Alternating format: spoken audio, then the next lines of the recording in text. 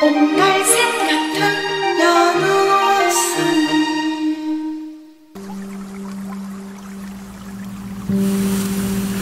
네, 안녕하세요. 오늘은 붓다 성형 복 있는 관상 마무리를 하겠습니다. 모든 사람이 얼굴만 가지고 이렇게 관상을 뭐 좋게 한다, 뭐 부자 되게 한다, 뭐 이런 등으로 성형을 많이 하시죠. 그러나 그것은 좋은 점도 있지만 그이가 보여지는 자기 만족이 많을 거예요. 얼굴에 오뚜간 콧날이나 뭐 쌍꺼풀 진 눈 이런 것만큼이나요 우리들에게 보여지는 온화한 모습, 그러면서 꽉 담은 입술이 아주 중요하답니다. 그리고 또 사람의 얼굴만큼이나 사실 이렇게 체상도 굉장히 중요해요. 근데 뭐 앞서서도 제가 이것저것 이렇게 말씀을 드렸는데, 그 체상을 볼 때 이제 어깨가 있죠. 이렇게 어깨와도 굉장한 운명이 있어요. 물론 이게 남자분들에 대한 그게 더 많겠지만, 예로부터 사람을 많이 거느리는 자치고 어깨 좁은 자가 없고, 또 이렇게 어깨가 축 처진 사람도 없죠. 근데 이게 남자뿐이 아니고, 원래 이제 그렇게 남자의 어깨는 부부와의 관계로도 많이 본다 이랬는데, 그것은 사실 남자분이 아니에요. 왜냐하면 여러분들 혹시 뭐라 그럴까, 이렇게 어깨가 축 처져서 이제 가시는 옛날에 분들 보면 뭐 부부가 사이가 안 좋아서 이혼했네, 많이 어쩌면 옛날은 또 더 많이 그랬는데 요즘은 좀 이제 뭐 어깨 처지는 건 덜하지만 그래도 그게 있잖아요. 이렇게 굉장히 처져 보이는 부분이 알게 모르게 보인답니다. 그래서 이제 또 덩어리도 원래 이렇게 두터워야 돼요. 덩어리도 그래야 복이 있고, 이제 허리 또한 이 상학에서는 허리가 단정하고 곱고 둥근 자는 이렇게 그랬거든요. 허리가 단정하다는 것은 좀 이렇게 단정이 곧고, 둥근 자는 아무래도 좀 퉁퉁한 걸 얘기하겠죠. 귀하고 두텁고 넓은 자는 제복이 많다 했습니다. 그 두텁고 넓다는 것은 우리가 흔히 말하는 글쎄 뭐 뚱뚱한 것까지는 아니겠지만 어쨌든 날씬한 허리보다는 좀 살이 좀 있는 걸 얘기하겠죠. 그리고 이제 허리가 좁고, 허리가 이제 뭐 예쁘다 그러나 좁고 엷은 즉 가난하다 이렇게 했고, 이 배도 살집이 좀 두터워야 건강하고 부하다 했습니다. 그러면 그 대부분 여러분들이 좋아하는 부는 좀 그래도 살집이 있는 걸 말하는 거겠죠. 그리고 또한 팔다리도 그게 또 운명이 있거든요. 그리고 손발에도 이제 엄청난 복이 숨어 있어요. 그 예로부터 우리 동양에서는 이제 얼굴을 중요시하여 관상학이 많이 발달했고, 서양에서는요 이렇게 손을 중시해서 수상학이 발달되었다 해요. 또 손은 이제 모든 사물을 운반하는 중요한 기관이죠.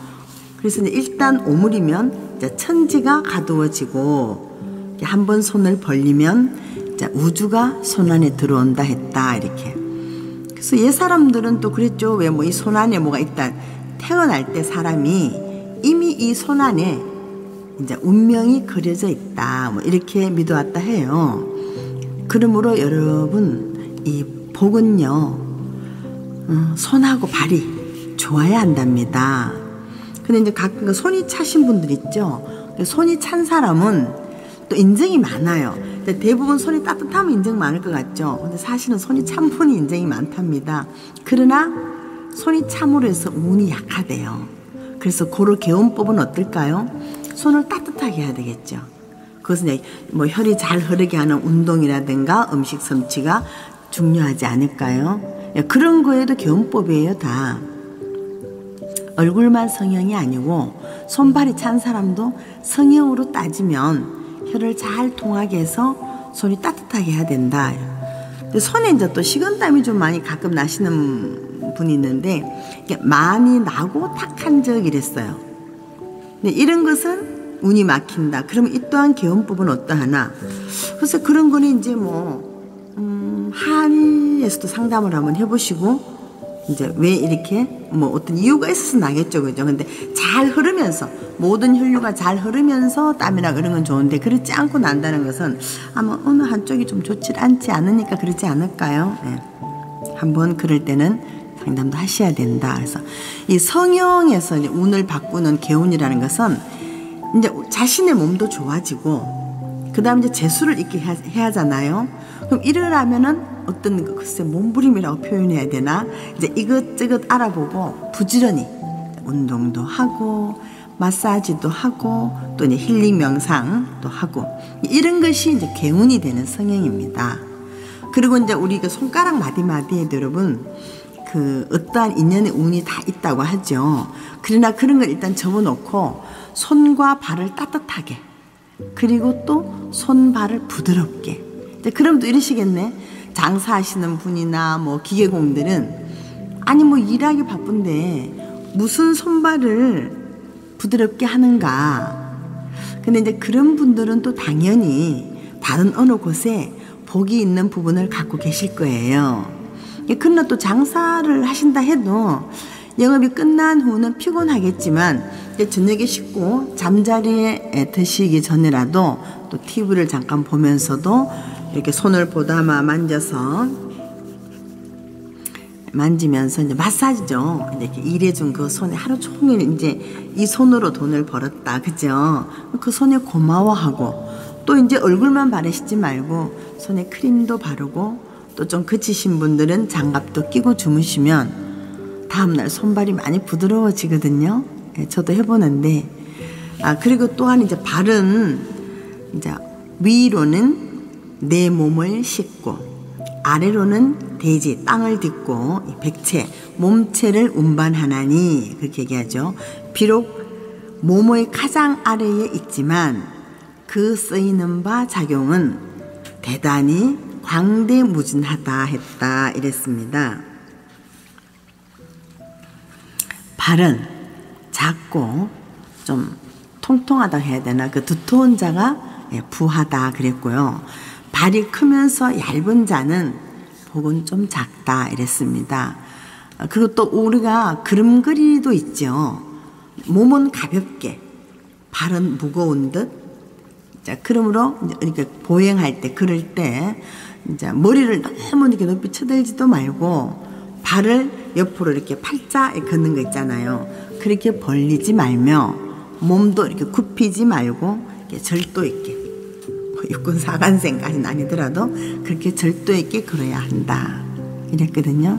근데 이제 우리나라 남성분들 중에서 옛날에 팔자그림이 좀 많았어요. 근데 그거는 이제 주먹색 있는 분들도 그랬고 근데 요즘은 여자분들도 이게 팔자그림이 좀 많더라고요.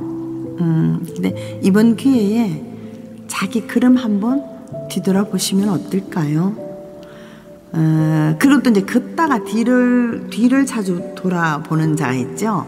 그런 분들은 그래서 잘 뭘 믿지 못한다 그래야 되나 의심이 좀 많고 걷다가 옷을 벗는 자 그런 분이 많은지는 모르겠지만 글쎄 노래하면서 옷 벗는 분은 봤는데 그러면서 또 한숨 쉬는 자 이런 거 다 가정궁이 나빠요.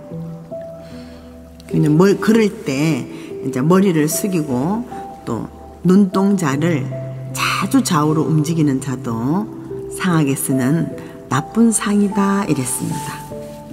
그리고 이제 우리가 몸을 또 바라볼 때 이제 배꼽이 있죠.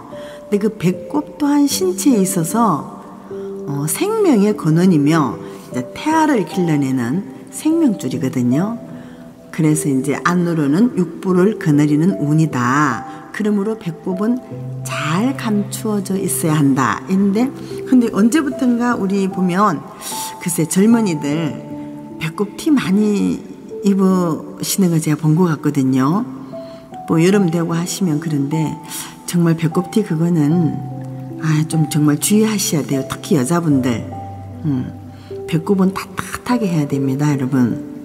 내 생명과 직결돼요. 건강이니까. 그 이제 배꼽이 이제 보면 좀 넓고 깊은 자가 있어요.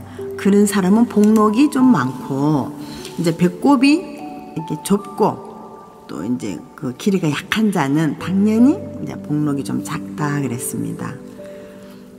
그리고 이제 우리가 팔 다리를 또 보죠. 팔 다리를 보면 팔이 짧은 사람보다는요, 팔이 긴 사람이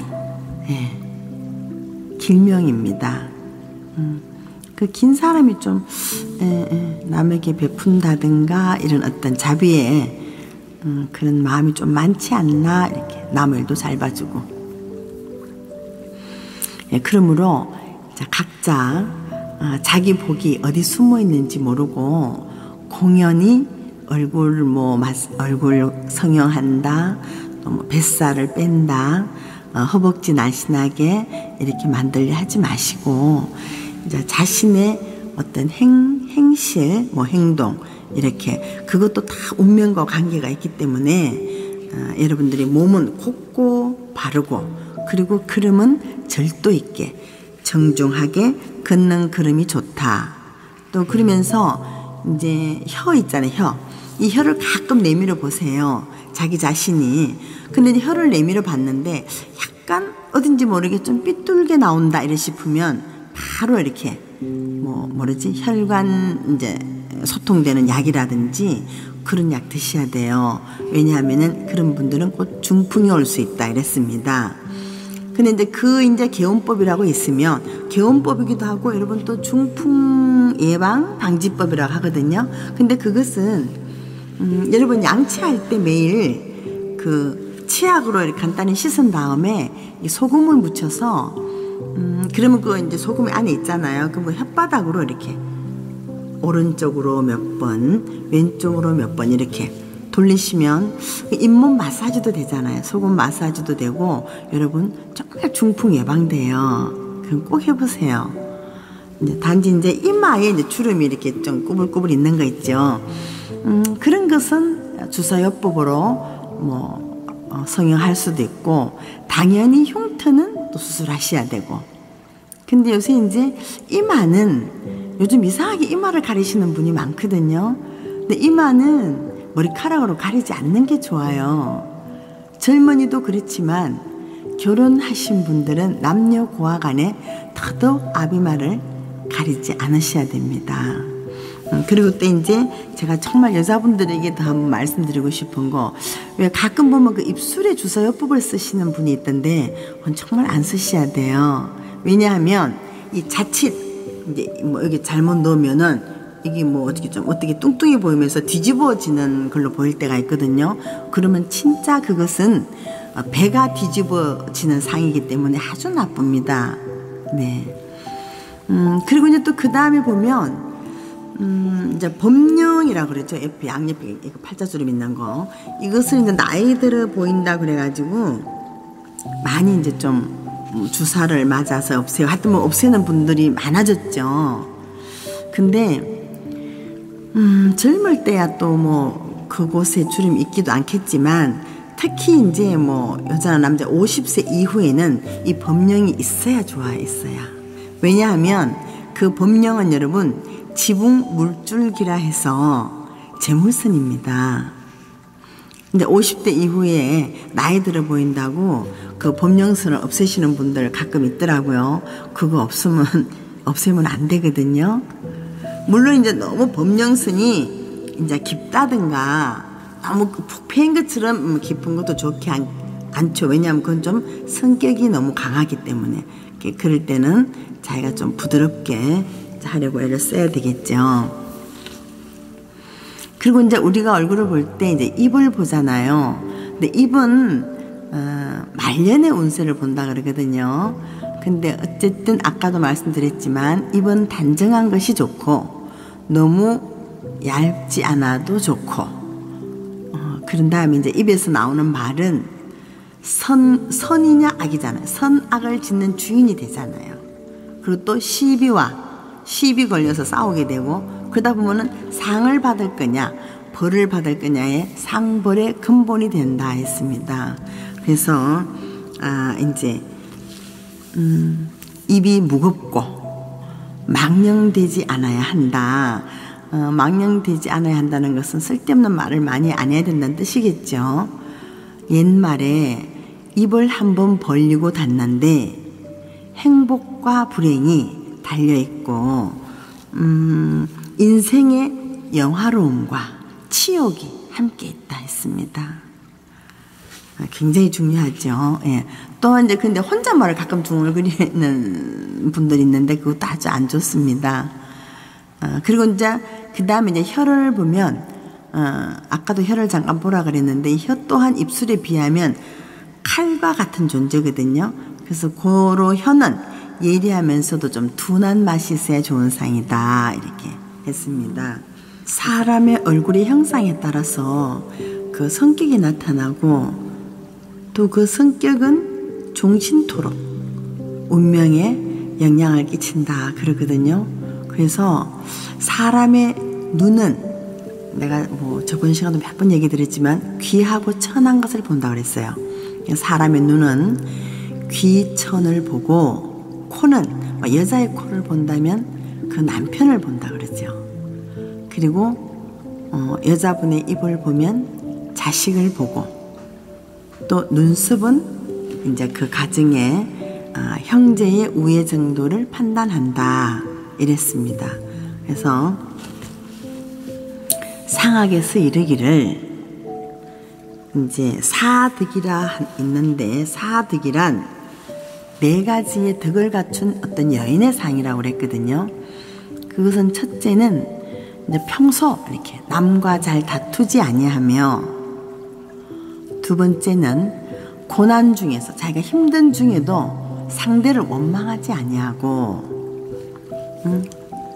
세 번째는 이제 음식을 함부로 버리지 않고 네 번째는 급하고 아주 황망한 일을 당해도 크게 놀라거나 막 경망스럽게 하지 않는다 이렇게 이러한 4가지의 것을 사득이라 이르니 책에 보면 이와 같은 4가지 특성을 갖춘 여인은 심성이 그 사람의 심성이 바른 까닭에 설령 이제 어느 얼굴 부위에 흉상이 좀 있다 하더라도 재앙을 물리치고 도리어 복록을 받아 그 집안에 이제 남편운 가장운을 북돋아 크다란 행복을 받게 된다 이렇게 얘기했어요. 그리고 이제 우리가 또 길을 걸을 때 보행할 때 그죠? 흔들리지 않고 이 흔들리지 않는다는 것은 뭐지? 근들근들 그리지 않는다. 흔들리지 않고 단정하며 또한 언어가 말이 단정하고 허풍이 없으며 용모는 음숙하면서도 그랬으니까 좀 점잖은 얼굴을 얘기하나 봐요. 그러면서도 인정이 넘치는 사람 이런 사람을 4가지 덕을 갖춘 여인상이라 이랬습니다. 그 이제 보면 우리가 여러 가지로 이제 부귀할 상과 악상, 나쁜 상이 있지만 이제 이 정도만 갖추어도 훌륭하게 한 집안을 융성시키고 또 가정을 이루게 된다 하였거든요. 그러니까 그러면 우리가 좀 잘나고 좀 예쁘고 한 것만이 부귀가 있게 되지 않는다는 것을 여러분 이번 붓다 성경에서 누누이 말씀드렸습니다. 제가 뭐 스님이라서 이렇게 얘기하는 것이 아니라 그 관상학에서도 분명히 책 속에 그렇게 되어 있습니다. 뭐 그러나 이 또한 이미 부처님께서 남편의 도리, 아내의 도리, 또 직장에서의 처하는 자세, 사업이나 상업자로서 해야 될 도리, 또 이제 아래 직원으로서 해야 할 도리를 말씀하셨고 그것은 여러분 부자가 되는 길이었습니다. 궁금하시죠? 네, 그게 이제 그 제가 그 요범사원이라는 그 말씀을 잠깐 드릴 건데요. 그 이제 요범사원은 원요범이라는 사람이 이제 그 쓴 글인데요. 그 사람은 이제 젊어서 어머니 뜻에 따라서 이제 과거를 포기하고 그냥 뭐 의술을 좀 배우고 있는 중인데 그 이제 운남에서 그 중국 그 나라인가 보죠. 온 공선생이라는 이제 분을 만나게 됐어요.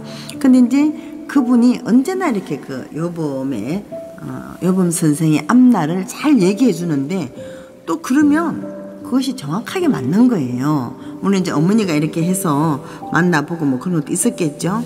근데 그 사람이 이제 예견이라 할까? 이게 참 잘 맞추었고 언제나 적중했대. 요즘 말로 뭐 적집게였는지, 그죠? 근데 운세가 사소한 것부터 이제 큰 것까지, 엄청난 큰 것까지 다 이제 그분이 얘기한 대로 다 되는 거예요. 그러니까 이 사람은 더 이상 이제 인간의 힘으로서 어떻게 할 수가 없구나. 이미나 앞날의 모든 인생을 태어날 때부터 이미 정해져 있는 거니까 더 이상 애쓰지 말고 그냥 이렇게 덤덤하게 뭐 이렇게 살면 되겠다 해서 이렇게 점잖게 살고 있어요. 근데 이제 어느 날 그 서하산에 머물던 운국선사라는 이제 분이 이제 우연히 두 분이 만나게 됐어. 근데 이제 요범이라는 사람 보니까 그렇게 나이도 많이 먹지 않았는데 사람이 점잖고 참 좋은 것 같으니까 도대체 어떤 공부를 했는가 이렇게 알아보니 그게 아니고 이제 그런 그 공선생이라는 분을 만나서 인생은 이미 다 정해져가 있는 거고 이러이러하니 나에게는 뭐 자식의 운도 없고 과거의 운도 없다. 뭐 그러니까 그냥 뭐 이제 그 주어진 것에 잘 적용하면서 살려 한다 이러니까 이 운국선사가 아주 그냥 적잖이 실망하는 거예요. 왜? 참 꽤 괜찮은 공부를 했나 싶었는데 겨우 이제 그런 뭐 인생에는 뭐 다 이미 정해져가 있으니까 더 알 필요가 없다 이런 식의 얘기를 하니 그 운국선사께서 진짜 운명을 바꾸는 위대한 비법은 따로 있다 이렇게. 응? 운명은 나 스스로가 만드는 것이고 복 또한 자기가 구하는 것이지 정해진 거에 따라가지 않는다 이렇게 말씀을 한 거예요. 응? 근데 이제 이제 운국선사께서 말씀하시기를 부귀를 구한다면 부귀를 갖게 되고 자식을 참 그렇게 구한다면 원한다가 아니고 구한다면 자식을 갖게 되고 또한 장수를 얻게 된다 이렇게. 그러니까 그러면은 그러한 공부를 하고 싶다 이랬겠죠. 그래서 운국선사가 이제 일러주죠. 이제 이렇게 하라 뭐 이렇게 하라 이렇게 얘기를 했으니까. 근데 그 사람이 이제 가르침을 받고 나서는 부처님께 먼저 참회 기도를 해요. 뭐 그분이 그렇게 점잖게 살아오시는데 무슨 큰 죄가 있나 그거는 못하지만 그래도 우리가 전생서부터 이렇게 이 몸을 받기 전부터 또 부모와 연해서 그런 업장의 소치가 있으니 부처님께 지난날에 자기가 알고도 모르고도 지은 죄가를 진실로 참회를 한 다음 이제 그다음 발언문을 작성했대요. 이제 뭐 내가 이렇게 살고 싶다는 발언문을 작성하고 이제 그 다음에 그 운국선사가 가장 또 크게 일러준 게 선행을 해라. 이렇게. 지금 우리가 하는 말로 복을 지어라는 얘기인데 선행을 하라 이렇게. 먼저 처음에 3,000가지의 선행을 하라 이랬는데 이제 그분이 듣고서 이제 발언문을 쓰고 그 다음에 그날로부터 이제 하루에 하나씩 이제 선행을 이제 한다고 한 거예요. 그러고 나서 이제 불보살님하고 천지신명과 그러니까 조상님의 은혜, 조상이 있으면 내가 태어났잖아요. 그러니까 그렇게 은혜에 보답하겠다는 거 서원을 이렇게 하고서 이제 하는 거예요. 근데 이제 하루에 한 가지씩 선한 행을 하면서 하다 보니까 그 3,000가지를 하는 데는 여러분 10년이 걸린 거예요. 좋은 일 하기도 그렇게 어려운 겁니다. 예. 그래서 다시 그 다음에 3,000가지 선행을 또 한 번 하겠다 했을 때는 4년이 된 거예요. 처음에는 여러분들도 한번 생각해 보세요. 오늘 하루 좋은 일을 했는 걸 적는데 참 그게 쉽지가 않을 것 같은데 어쨌든 10년이 걸려. 얼마나 어려우면. 그 다음에 두 번째 하니까 3년에 이제 다 끝난 거예요. 그리고 이제 또 그게 처음에 이제 선행을 할 때는 좀 어렵기도 하고 좀 뭐 몸이 익숙하지 않으니까 힘들었는데 이제 나중에는 몸에 배이니까 좋았다 이렇게. 그리고 4년 다음에는 또 이제 3년을 또 한번 한 거예요. 그렇게 이제 3,000가지 선행이 한번 끝날 때마다 스님들을 청해가지고 회양 기도를 하고 그랬는데, 그러고 나서는 진짜 자기가 발언한 대로 당신은 뭐 무자식이고 이런 거 자식을 얻게 되고, 과거의 운이 그것밖에 아니라고 했는데도 또 과거를 해서 벼슬도 얻고 늦게나마 이렇게 다 모든 원성취를 한 거예요, 이 사람이. 그러면서 그 세월을 이렇게 선행을 하고 살다 보니 어때요? 그리고 기도도 하고 했으니까 굉장히 더 사람이 점잖으시고 아주 모든 것이 지혜가 가득해가지고 아주 큰 고관 대작 자리까지 올랐거든요. 그래서 이분이 늦게 낳은 아들에게 물려주려고 그래서 쓴 책이 요범사훈입니다.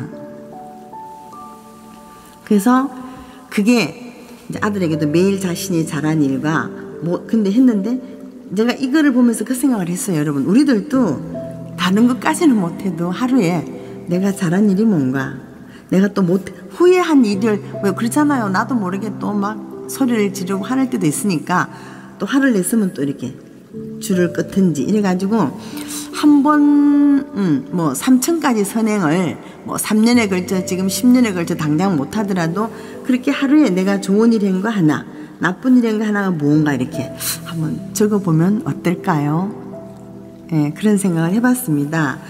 또 이제 우리가 그 잘하고 못한 선행을 기록하지 않아도 여러분, 뭐 지장경 책에도 있습니다만은 육제일이라고, 육제일에도 있지. 육제일이라고 이제 음력으로 매월 초 8일, 14일, 15일, 이제 23일, 29일 이렇게 30일까지 있는데, 그 육제일에는 이제 제석천이 밤낮으로 이제 다니면서 저 인간의, 그러니까 이제 복과 화를 빼앗고 또 이제 해주는 거예요. 그래, 그러신다는 거지. 그 다음에 삼원이라는 것은 이제 그 음력으로 정월 보름을 상원, 중원은 여러분 백중 7월 보름을 중원이라 그래요.